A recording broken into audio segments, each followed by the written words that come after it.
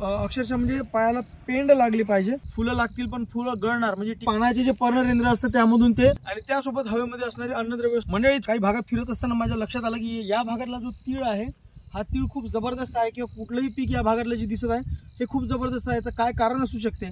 कारण बऱ्याचशा भागात पाणी आहे तरी सुद्धा असा तीळ किंवा असं हिरवं जे झाड आहे असं दिसत नाही, आणि याच भागात का दिसत त्याचं कारण थोडं समजावून सांगतो। आमच्या भागातला हा सगळ्यात पाण्यावाला हा भाग आहे आमच्या एरियामधला। गाढवे वडगाव नावाचं गाव आहे, आणि इथंच मोठी एक नद लागून आहे बाजूलाच। हे जे शेत तुम्ही पाहता याच्या बाजूलाच एक मोठी नद लागून आहे, त्यामुळे हे असं सुजलाम सुफलाम दिसत आहे। एवढ्या उष्णतेमध्ये पीक असं राहणं म्हणजे हिरवं राहणं, त्यानंतर माल सुद्धा भरपूर आहे, त्याचे काय कारण आहे? हवेमध्ये असणारी आर्द्रता हा याचं सगळ्यात महत्त्वाचं कारण आहे। हे याचं सगळ्यात महत्त्वाचं कारण आहे। तर मग तुम्ही म्हणाल हे कसं?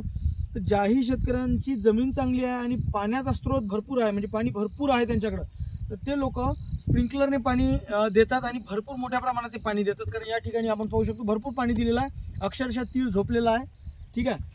तर यामुळं काय होतं, ज्यावेळेस जमिनीतून सूर्यप्रकाश जमिनीवर पडतो आणि जमिनीतून पाण्याची वाफ होते, तर ते पाण्याचे जे पर्णरेंद्र असतं त्यामधून ते जे आर्द्रता आहे ती शोषल्या जाते, हवेतील आर्द्रता, आणि त्यासोबत हवेमध्ये असणारे अन्नद्रव्य सुद्धा शोषले जाते, त्यामुळे झाड सुद्धा हिरवं पडते आणि पिकाला त्याचा विशेष फायदा होतो। म्हणून जर तुमच्याकडं ओलिताची व्यवस्था असेल तर पाणी एवढं द्या की अक्षरशः म्हणजे पायाला पेंड लागली पाहिजे, अशा पद्धतीचं पाणी द्या, आणि प्रत्येक पाणी तसंच द्या, मग तुम्हाला कुठंतरी अशा पद्धतीचा फायदा तुम्हाला त्या पिकावर दिसेल। हे आहे याचं मुख्य कारण। नाहीतर पाणी असूनही आपण जर कंजूसपणा तिथं करत असो किंवा कमी पाणी देत असो तर त्याचा मग फायदा तुम्हाला होणार नाही, फुलं लागतील पण फुलं गळणार म्हणजे टिकणार नाही, अशा पद्धतीचे साईड इफेक्ट तुम्हाला तिथं दिसू शकतात।